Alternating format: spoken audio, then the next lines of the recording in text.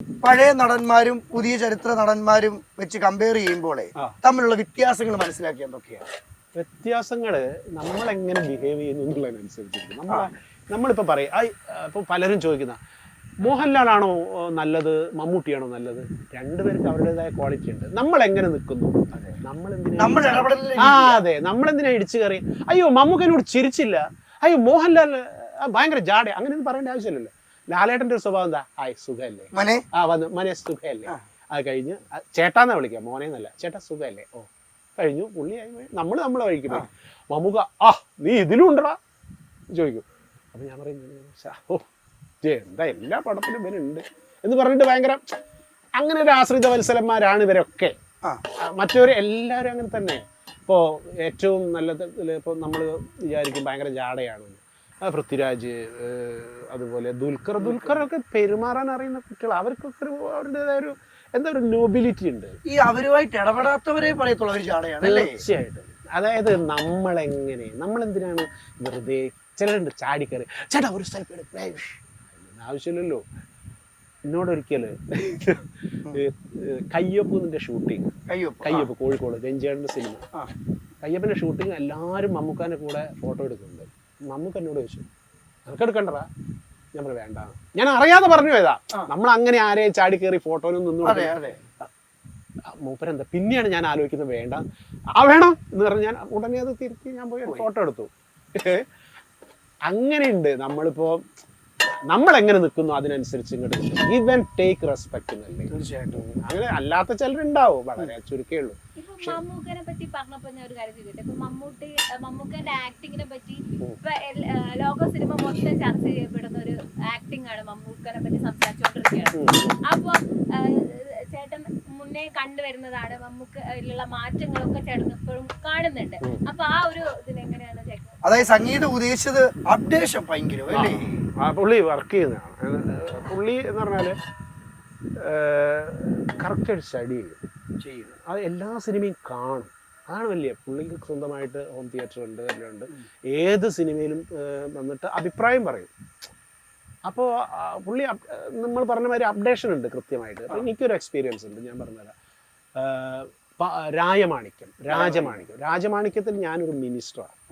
അപ്പോൾ മമ്മൂക്കാൻ്റെ കൂടെ റഹ്മാനെ സ്റ്റേഷൻ ഇറക്കാൻ വേണ്ടി വരുന്നൊരു സീനാണ്.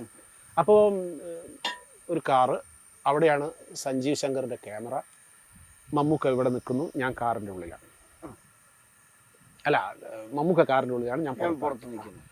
അപ്പം ഞാൻ ഇങ്ങനെ സംസാരിക്കുമ്പോൾ എന്തായാലും ക്യാമറയ്ക്ക് എൻ്റെ അത് കട്ടാവും, എൻ്റെ ഫേസ്. അപ്പം മമ്മൂക്ക അവിടെ ഇരുന്ന് നിനക്കെൻ്റെ മുഖം ഒന്ന് കണ്ടടാ.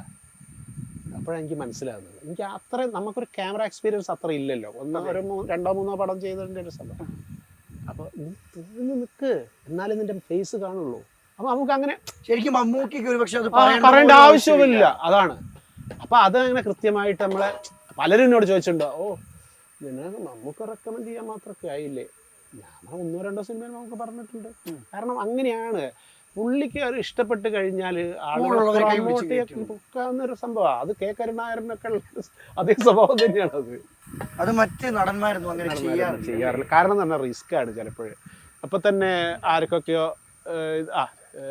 ചിക്കൻ ആർക്കൊക്കെയോ ചിക്കൻ സംഗീതയ്ക്ക് ഏതാ ചിക്കൻ ഏത് പീസാ ഇഷ്ടം? ലെഗ് ആണോ? ഇതായിരിക്കും അല്ലയോ, ചിറക. സംഗീതയ്ക്ക് ഒരു ആഗ്രഹം ഉണ്ടെന്ന്, സംഗീതയ്ക്ക് ഇളക്കണം. സംഗീതയ്ക്ക് കൊടുത്ത് കുറച്ചുകൂടി വെള്ളം വേണം.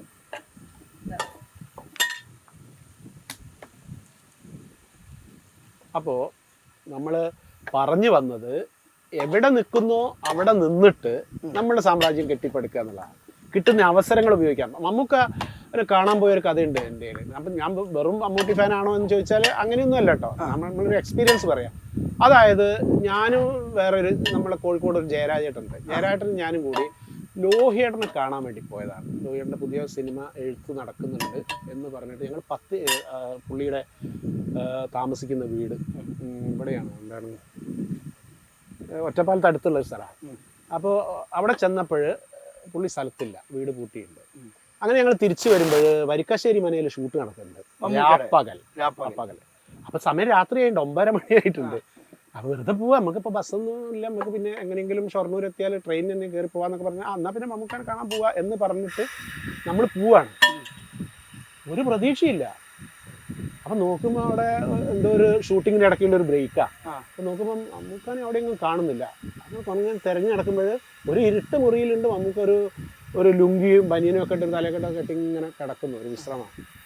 അപ്പോൾ ഞാൻ ഷൂട്ട് ഇപ്പോൾ തുടങ്ങാം, അപ്പോൾ വരും. അങ്ങനെ ബ്രേക്ക് കഴിഞ്ഞു, ഷൂട്ട് തുടങ്ങാൻ നേരത്തെ ഞാൻ ചോദിച്ചു, എന്താണ് ഇതിനെ പരിചയപ്പെടുത്തി കമൽ സാറിന്, ഇത് വിജയൻ കാരന്തൂർ, ഭയങ്കര നടനാ. ഞാൻ ചിരിക്കൊന്നും വേണ്ട. ഇയാൾക്കുള്ള ഒരു പ്രത്യേകത എന്താണെന്നറിയാം, നമ്മൾ ഭക്ഷണമൊക്കെ കഴിച്ച് അത്താഴമൊക്കെ കഴിഞ്ഞ് ചട്ടിയും കലയൊക്കെ മോറി കമിഴ്ത്തുമ്പോൾ ഒരാൾ വരും, അത്താഴമുണ്ടോ? ഞാൻ പറഞ്ഞു അങ്ങനെയല്ല, അതായത് സിനിമയ്ക്ക് തുടങ്ങുന്നതിന് മുമ്പ് ബന്ധപ്പെടില്ല എന്നാണ് പുള്ളി ഭംഗ്യന്തരേണ പറഞ്ഞു വന്നത്. ഞാൻ പറഞ്ഞു അങ്ങനെയൊന്നുമല്ല, ഞാൻ അങ്ങനെയല്ല, വിളിക്കണം, ഞാനിപ്പോഴും വിളിക്കുമല്ലോ ഓരോരുത്തരെ, കാരണം അഭിനയിക്കേണ്ട എൻ്റെ ഒരു ആവശ്യമാണ്, ആരും കൊണ്ടുത്തരില്ല മോനെ എന്നൊക്കെ പറഞ്ഞിട്ട് കുറേ ക്ലാസ്